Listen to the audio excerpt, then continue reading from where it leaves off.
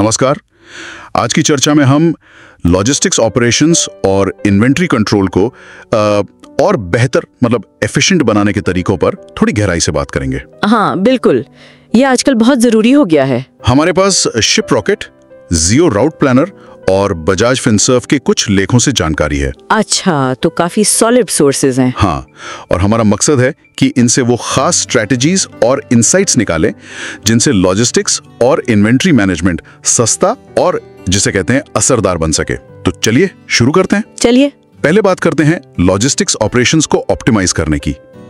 Ship rocket यहाँ technology का बढ़िया इस्तेमाल कर रहा है ऐसा लगता है। हाँ, मैंने भी पढ़ा है। उनका वो AI पावर्ड सिस्टम है शायद। बिल्कुल, जो कॉस्ट और डिलीवरी स्पीड के हिसाब से सबसे अच्छा कुरियर पार्टनर बताता है। है ना कमाल? हाँ, ये तो बहुत स्मार्ट है। Amazon, Shopify जैसे अलग अलग सेल्स चैनल्स के ऑर्डर्स एक ही जगह मैनेज हो जाते हैं। अच्छा, तो इससे वो मैनुअल गलतियां मैनुअल एरर्स की गुंजाइश काफी कम हो जाती है। ये टेक्नोलॉजी का इस्तेमाल वाकई गेम चेंजर है। ये ऑपरेशंस को स्ट्रीमलाइन करता है ना? काम करने का तरीका आसान और गलतियां कम। हाँ, और देखिए, यहाँ जियो राउट प्लानर का एंगल भी जुड़ता है। उनके सोर्स के मुताबिक एफिशिएंट राउट प्लानिंग वो लॉजिस्टिक्स कॉस्ट घटाने के लिए बहुत जरूरी है। राउट प्लानिंग, हाँ ये तो समझ आता है। सोचिए, ऑप्टिमाइज राउट से सिर्फ फ्यूल ही नहीं बचता, डिलीवरी टाइम भी कम होता होगा। बिल्कुल, डिलीवरी टाइम भी कम होता है।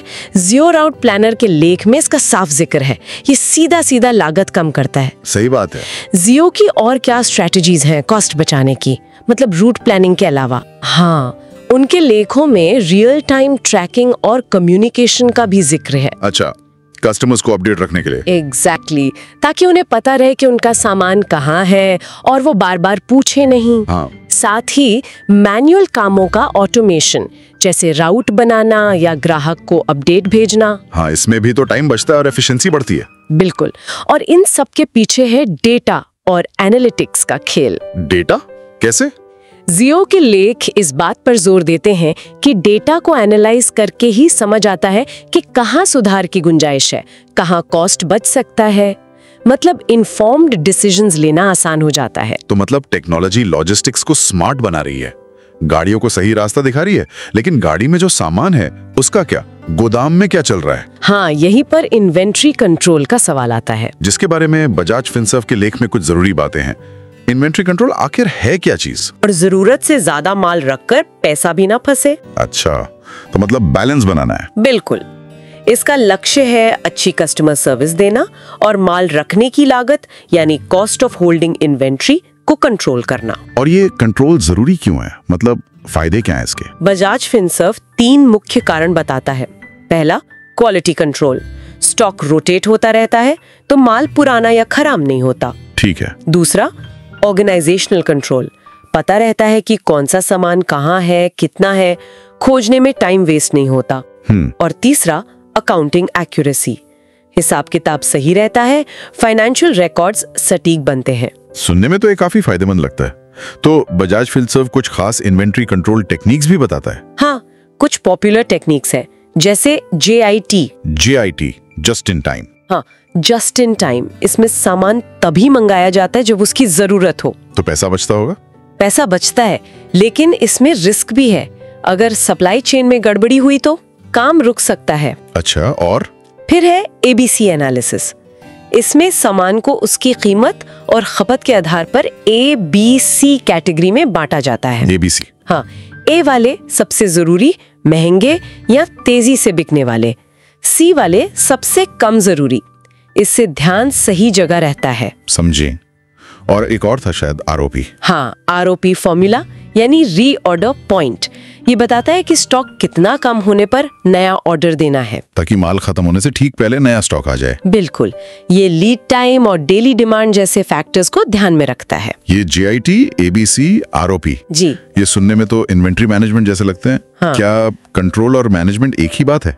ये अच्छा सवाल पूछा आपने। बजाज फिनसर्व के हिसाब से इनमें बारीक सा फर्क है। क्या फर्क है?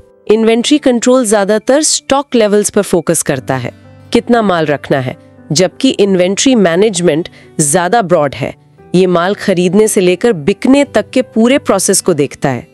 तो कंट्रोल मैनेजमेंट का एक हिस्सा है, आप कह सकती हैं। ओके, समझा। एक और दिलचस्प बात बजाज फिनसर्व के लेख से निकली, DIO, days of inventory outstanding. DIO। हाँ, अगर ये बढ़ रहा है तो मतलब माल गोदाम में ज्यादा दिन पड़ा रह रहा है, जो अक्सर खराब इन्वेंट्री कंट्रोल का संकेत होता है। अच्छा, ये ध्यान रखने वाली बात है।